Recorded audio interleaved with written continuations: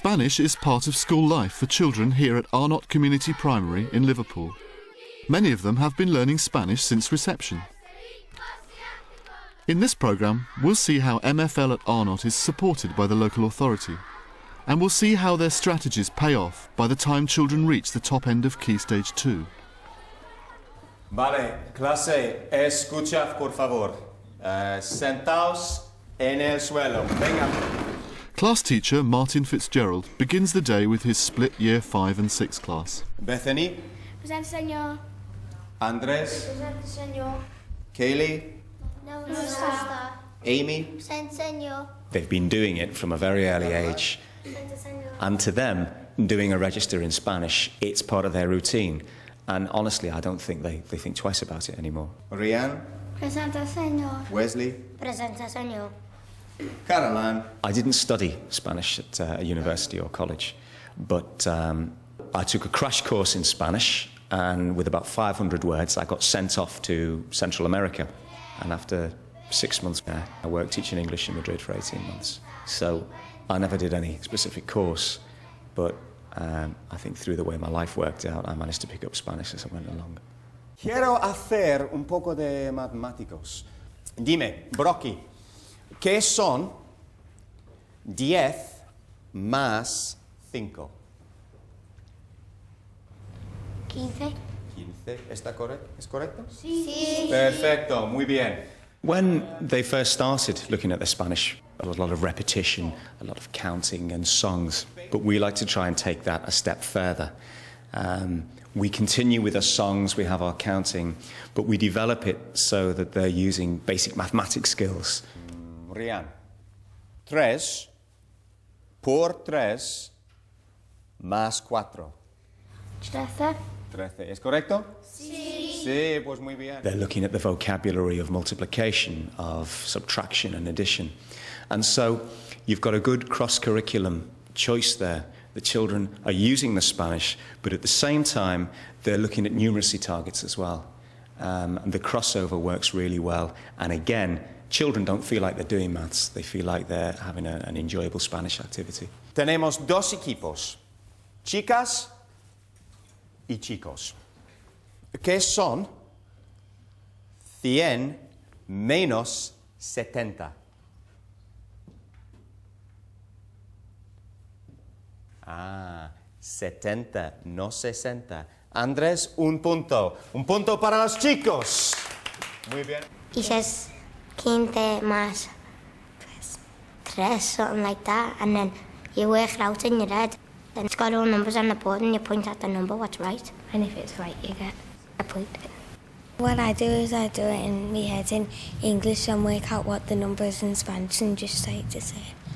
I just work it out in my head in Spanish and then just tell her the answer. Vale, ¿qué son? You know you're making progress when you can really start to think in that language. With some of the children, they're not quite at that stage. You can almost see them translating the language. 6 por 3. And with others, you can hear them sometimes mumbling as they're working it out in their head. And they'll be mumbling it in Spanish. And those children that you can hear mumbling it away in Spanish, you know that the process is happening, that they're starting to think in that language. And that is a real sure sign of progress, I think. Rian, venga. Now this is very important, muy importante. This is to win the game. They're a very competitive class, but at that age, I think most children are competitive anyway. And the best results we get are when it's boys against girls. They enjoy the buzz off that. 30 más. Lads who maybe wouldn't quite pay as much attention, or girls who wouldn't, if they're representing their team and it's against the enemy, then suddenly everyone will be involved. Everyone wants to do well and they want to win. Simón dice, tocad el pecho. Siéntate. It's very important to make sure that at some stage in the lesson, the children have the opportunity to stand up, to use their body to express themselves and to be physical. It really encourages the children because they can take part, they can get involved, it's fun. But at the same time, because it's a very physical activity, then the children maybe who would have attention problems, they're able to straight away pick up on what's happening. They can get involved and it's easier for them to follow. Simón dice tócate la boca. Simón dice tócate los hombros. Simón dice tócate el pecho. Simón dice tócate el frente. Tócate la nariz. Oh, siéntate, Simón no dice. In our school, the idea has never been to restrict Spanish to the Spanish lessons. If it's going to be of any use, it's got to be a whole school and it's got to really filter right down. If you look around, you'll see most of our signs are in Spanish. We do the register in Spanish. So we really do try to include it in as many practices as we can. Having Martin on staff was a huge bonus when the school committed to teaching Spanish. Hola, buenos días. Even more of an asset was one of their Year 1 teachers, Teresa Miller. Estupendo. Bueno, lo primero que vamos a hacer. She's actually from Spain and her job has been transformed. Al 15. I was a little bit apprehensive at the beginning because I was a classroom teacher, I wasn't a Spanish teacher. 11. And they thought, well, it makes no sense. We have a Spanish native. You have to be involved in the project. So I changed a little bit my role. And they gave me some free time from my full-time teaching. And I started to get more involved in teaching Spanish. Muy bien. Remy, ¿cuántos animales hay en el suelo? We are a center of excellence. And those schools, they are getting extra resources. So we get an advisory teacher and a classroom assistant. And obviously, it's a bonus that I am here. I think the fact that we have a native teacher, it helps to push the project a little bit further. So how does being a centre of excellence work? We looked at all the bids from the schools who wanted to apply, and obviously a lot of schools did want to become a centre of excellence because it's great kudos for the school and it's great for the children and the staff. Arnott's application was a really, really good application. The head was obviously very committed and the staff as well.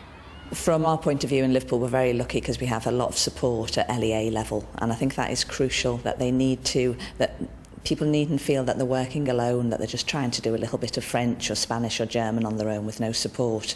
I think ideally they should work with the LEA if there is somebody available, or work in clusters of schools, contact their local secondary schools, specialist language colleges. There is a lot of support for primary languages out there, from SILT, from the National Centre for Languages, from the LEA, from secondary colleagues. Everybody agrees it's a good idea, it's just putting it into practice and getting enough primary teachers trained up to do it, really. Most of the teachers at Arnott weren't Spanish speakers. The LEA was actually asking quite a lot in return for their support. They all had to commit to learn Spanish alongside the children. It wasn't a peripatetic service. We weren't just having people coming in to teach the children Spanish. The teachers had to commit that they were going to learn alongside the children and that eventually they would try to go it alone and teach a little bit of the Spanish themselves. 10 menos 5. The funding means foreign language assistant Lucia can spend time with each class. 10 más 8.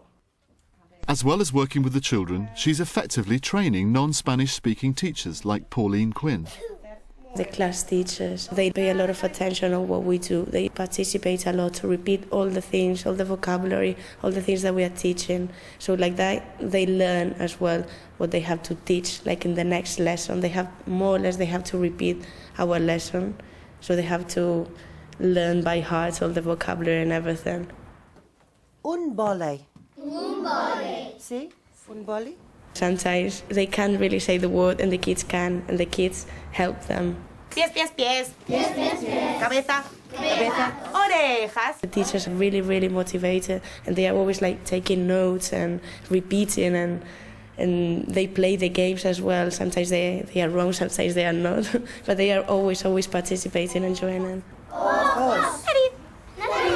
The kids love Spanish, and that's really nice to see them really motivated to learn a foreign language, and it's really nice. I love this job. Toca las rodillas.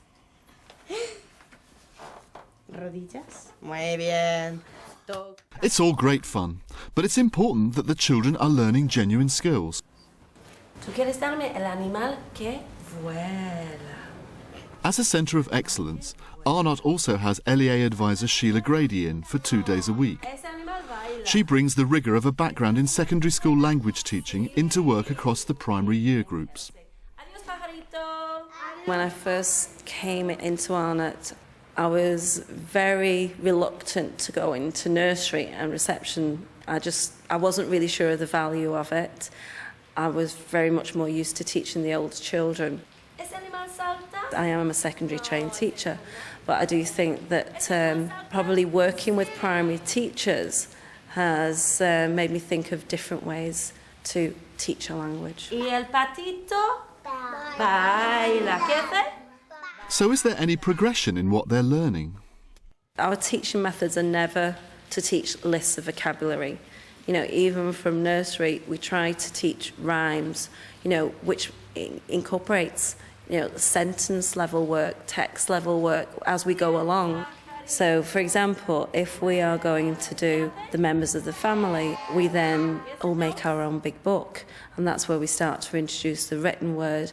This is a book called El Nabo Gigante, or the giant turnip. And it was made by a Year 4 class that I worked with last year. And the whole idea is to get an idea of written forms of Spanish and some very basic grammar into the vocabulary that we learn. The children draw pictures, and we use basic written Spanish to compose passages for each picture. It's quite important that we do introduce things like adjectival agreements and the fact that the endings of verbs are so important. But we do try to do it in a way that is not secondary. So, for example, the mother, when she's had her turnip, she's very happy, and we've got to say contenta. But the dad, when he has eaten his turnip, he's very happy, and we have to say contento. And that comes a very simple way of reinforcing adjectival agreements. Nos vamos a hablar del cuerpo. Keila, vale, Keila. ¿Dónde están los hombros? Está aquí. Están aquí. Perfecto. If you look back to the lesson that I taught, we were looking at the form of está and están, and we were using it. Está for singular things, están for plurals.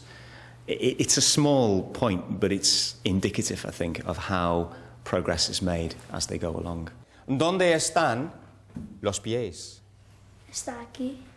¿Está o están? Están aquí. Están aquí. Los pies están. One of the great things is that their thought processes are really extended and pushed.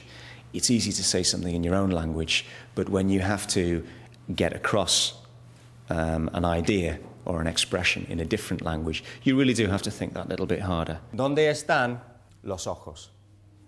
Están aquí. Correcto, muy bien. They're developing basic grammar skills. They're developing a confidence with their vocabulary.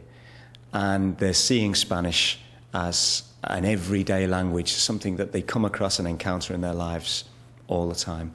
And that really is our target. Spanish is something that's accessible and is relevant to their lives.